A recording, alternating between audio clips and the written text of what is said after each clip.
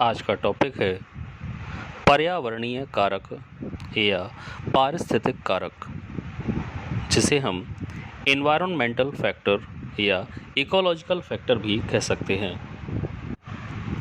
पर्यावरण का प्रत्येक वह भाग जो पौधों पर तथा पौधों की क्रियाओं पर प्रभाव डालता है, उसे हम पर्यावरणीय कारक कहते हैं।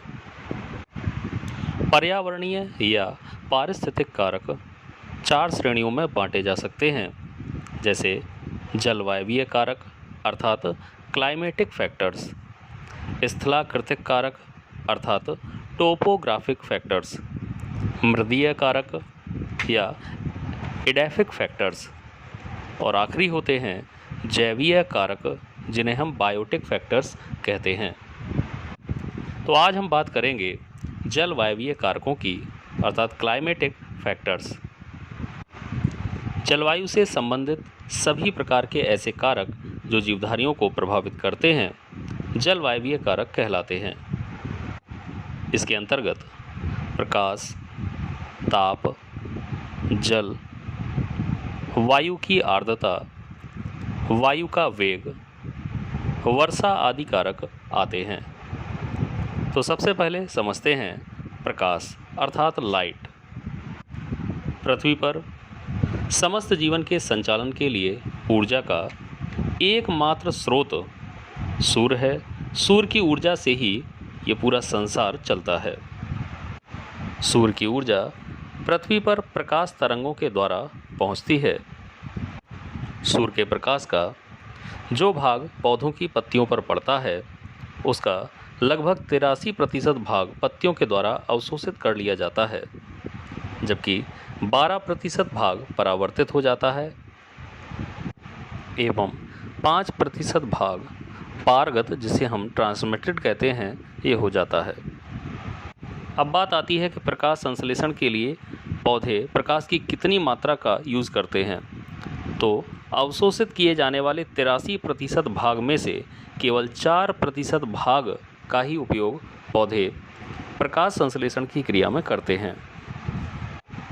प्रकाश का प्रभाव पौधों में प्रकाश संश्लेषण की क्रिया, वाष्पोत्सर्जन की क्रिया, प्रजनन, बीजों के अंकुरण, भौगोलिक वितरण आदि पर पड़ता है।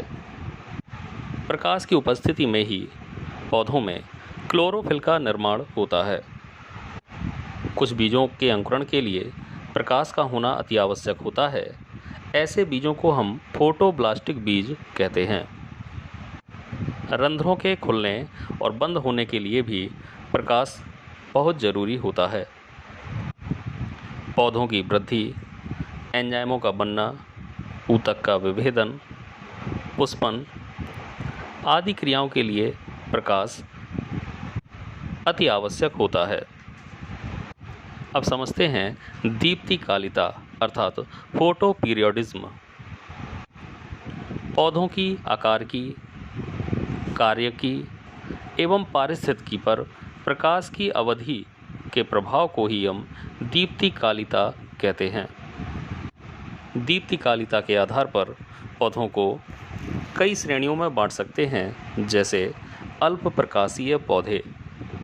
इन पौधों को पुष्पन करने के लिए निर्णायक दीप्तिकाल से कम प्रकाश की आवश्यकता होती है, जैसे धतूरा। दीर्घ प्रकाशीय पौधे। इन पौधों को पुष्पन के लिए निर्णायक दीप्तिकाल से अधिक अवधि के प्रकाश की आवश्यकता होती है, जैसे पालक। प्रकाश निलंबित पौधे अर्थात फोटो न्यूट्रल प्लांट। इन पौधों पर दीप्तिकाल का कोई भी प्रभाव नहीं पड़ता है, जैसे टमाटर, मिर्च आदि। दीर्घ अल्प प्रकाशीय पौधे अर्थात लॉन्ग शॉर्ट डे प्लांट्स। इस प्रकार के पौधों में पुष्प उत्पन्न करने के लिए पहले दीर्घ दीप्तिकाल की और बाद में अल्प दीप्तिकाल यानी कम प्रकाश की आवश्यकता होती है, जैसे ब्रायोफिल्लम। अल्प दीर्घ प्रकाशीय पौधे अर्थात शॉर्ट लॉन्ग डे प्लांट, क्योंकि इसमें शॉर्ट पहले आया, लॉन्ग बाद में आया। शॉर्ट का मतलब हुआ कम, लॉन्ग का मतलब हुआ अधिक। इस प्रकार के पौधों में पुष्प उत्पन्न करने के लिए पहले कम प्रकाश की अवधि की आवश्यकता होती है और बाद में दीर्घ दीप्तिकाल यानी अधिक प्रकाश की अवधि की आवश्यकता होती है, जैसे गेहूँ, चना आदि।